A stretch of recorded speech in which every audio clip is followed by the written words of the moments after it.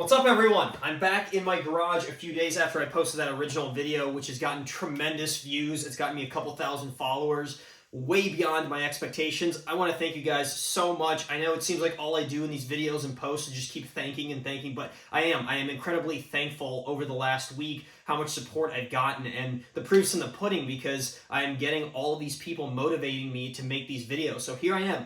Video number 2. I asked you guys in the first one, what would you like to see? And there's about 3 dozen different directions that I can go because of your guys' ideas. The number one thing that I kept seeing over and over is talk about your Forester. Give me a breakdown on it. Now, truthfully, we did a pretty nice breakdown on the Grimspeed YouTube page. You guys can check it out if you want to see some better media than what I can do on my phone at this moment.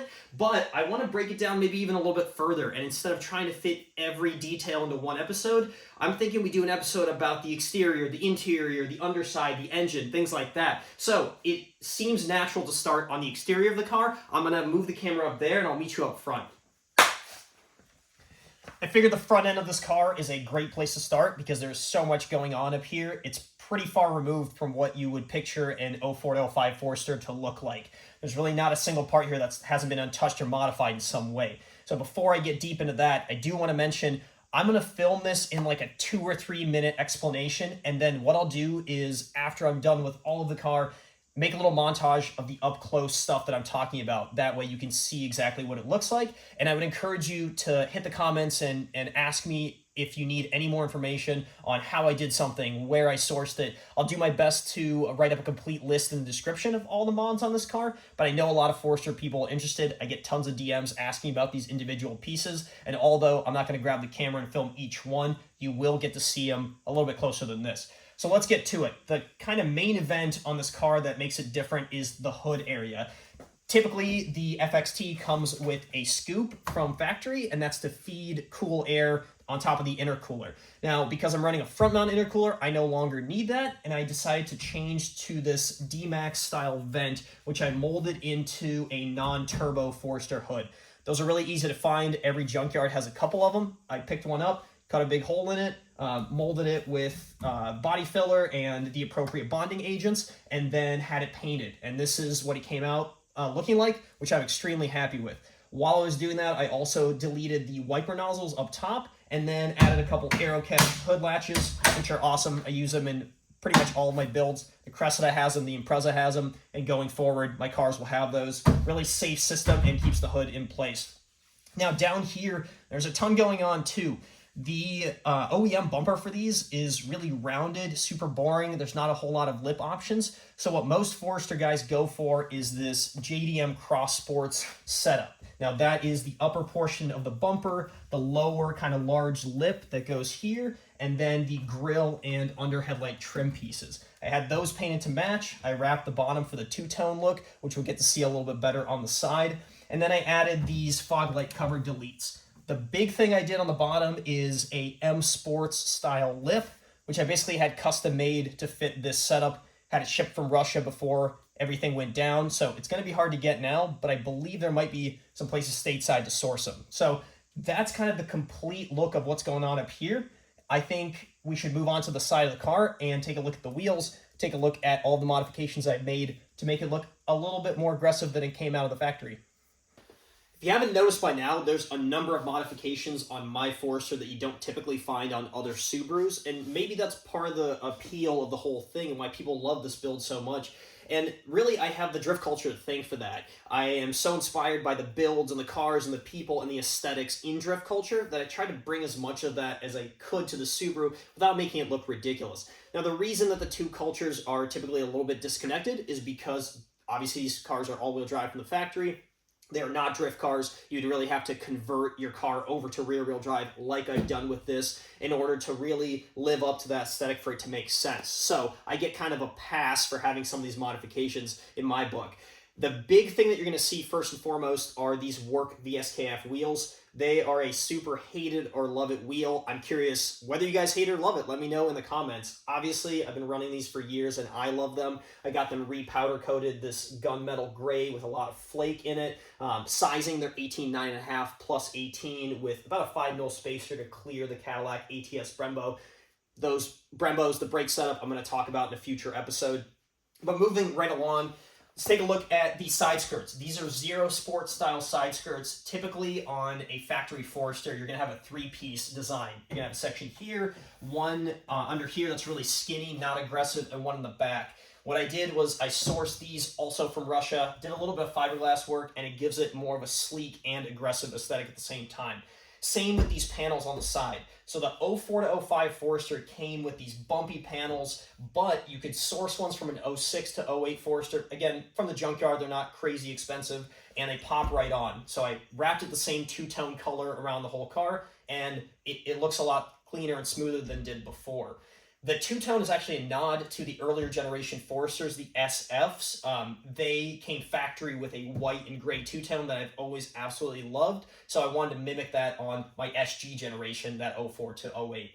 The other really big draw on this and drift-inspired modification are these Ganador-style mirrors, and in that montage, I'll give them a little bit more attention so you guys can see. I get a lot of questions on how I mounted these, and that's not something I really want to get into right now, but I can, if you're curious, in the comments, give you a little bit of a step-by-step on how these went on. Originally, they were from a 180SX, so I did have to modify them quite a bit, and the downside is because those cars are right-hand drive, the mirrors look kind of funky. So I never look back in this car, I always look forward. But speaking of the back, I want to get around to the butt of this car because, after all, that is the appeal of Foresters. From the back forward, they're pretty much an STI, but in the back, you get all of that space and the look of an SUV. So we'll talk about that, but I also think we should visit the rear wheels because those are not the same as the fronts, which is very atypical of a Subaru. Here's what I've got going on in the back. These are also work wheels, just a different model. They're VSSDs. And this is actually a wheel that I've been looking for years and years, but it's really hard to find in an 18-inch size and also 5x100 bolt pattern. The ones that I sourced were from an FRS, and originally before that, they were built by three-piece wheels for a VIP Prius. So they've kind of been handed down. I was lucky enough to finally get them after a couple years of nagging the guy that owned these, and I love them. These are one of my favorite wheels on any car, not just this one. So I'm curious, which wheels do you guys like more, the VSSDs in the back or the VSKFs in the front?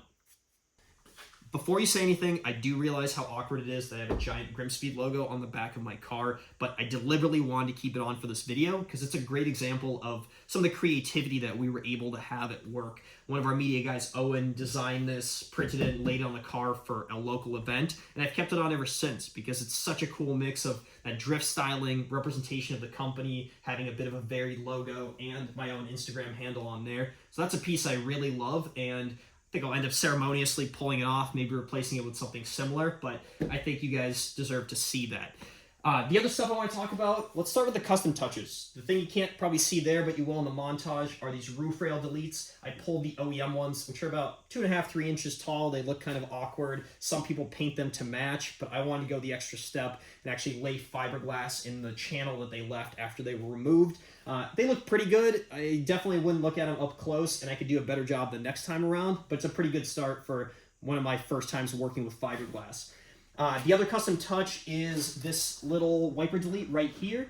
Basically, this is off of a Honda hatch. I just machined it to be a little bit smaller to fit in the hole where the wiper was. Gives it a bit of a cleaner look, and I kind of find it funny that most people with rear wipers want to delete them, and then people with no rear wipers, like Evo guys, want to add them on and get the JDM glass. So I opted to delete because I don't need that wiper anyway. I don't really drive this thing in rainstorms or in the snow. It's not necessary. Makes it look cleaner. And then these tips. These are drift-inspired dual 3-inch stainless tips. The only caution I have is if you're ever around this car, watch your ankles. Typically in events, I'll put a little towel on there so people don't cut their stuff up, but I have, and it's not awesome. They look awesome, but they're painful. The other big things are literally big things. This giant wing, I believe this one's from HD Tuning. It's very aggressive, but fits the styling of the car. Believe it or not, there's even crazier wings out there, so I opted for something in the middle. And speaking of the middle, I have this mid spoiler that is sourced from Russia, and I had it custom molded onto the OEM trim piece here. So it looks really sleek now, and it matches the aesthetic of the top wing. There's, of course, the rear cross-sports bumper, the upper part, and the lower lip, tying into that more aggressive aesthetic throughout the car. And I also want to mention the window tint with the matching painted pillar trim, because that gives it a nice aesthetic throughout, and especially in pictures or like rollers, it looks really cool. Otherwise, they come with gray trim right here. Really, that is pretty much it for the exterior. I am curious to see in the comments if you guys love it, hate it, what sort of changes you would make, or what sort of modifications I could still do going forward. And I'm thinking about the next videos. I'm thinking about doing the interior. I'm thinking about the underside suspension, rear-wheel drive stuff, and then, of course, the engine. There's a ton going on under this hood that I want to talk about, but in a totally separate video. I really want to thank you for tuning into this one. It's been overwhelming to see how many people have been supporting me, following the page. If you haven't subscribed and haven't liked this video, I would really appreciate if you did, because I really want to see this thing grow, and you could be a part of it. You could be there in the beginning of it. Thank you very much, and stay tuned for the next one.